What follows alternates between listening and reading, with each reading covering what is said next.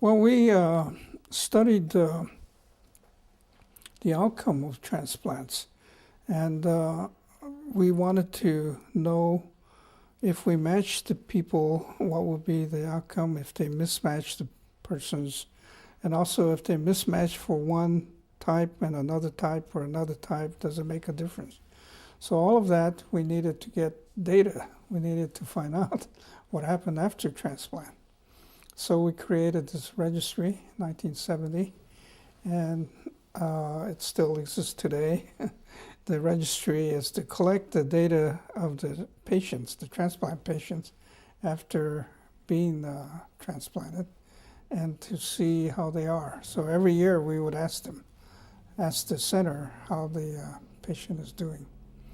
And from this, then we could look at different factors, as you mentioned, race of the donor, for example, the size of the donor. We found that if the donor is too small, kidney is too small, then it puts an extra stress on the kidney, and the kidney doesn't last as long as a larger kidney. Also, if the kidney is from an old person, a lot of the nephrons are damaged, so when you put the kidney in, it doesn't work as well. So all of these different factors we've looked for. Sometimes in black patients, there's a lower graft survival, and we don't know exactly what that's due to.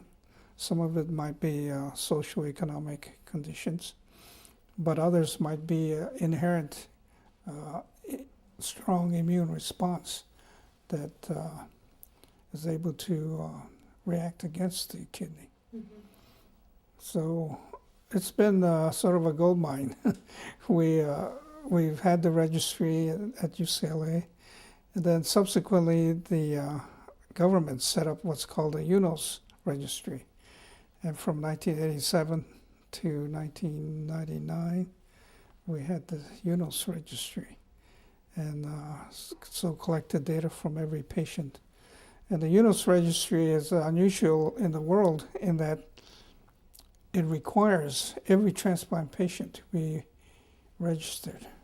There's no other treatment in medicine that is like this, where from the registry you can study all these various factors in transplantation. And I think it's very unique. It's the only disease-related registry, and the only one in the world that's compulsory. Means that every transplant, some surgeon, if he does it, he has to report it. And also the government has a way where if he does not report it, he does not get paid. So it's a very important kind of activity that has been going on the last 20 years.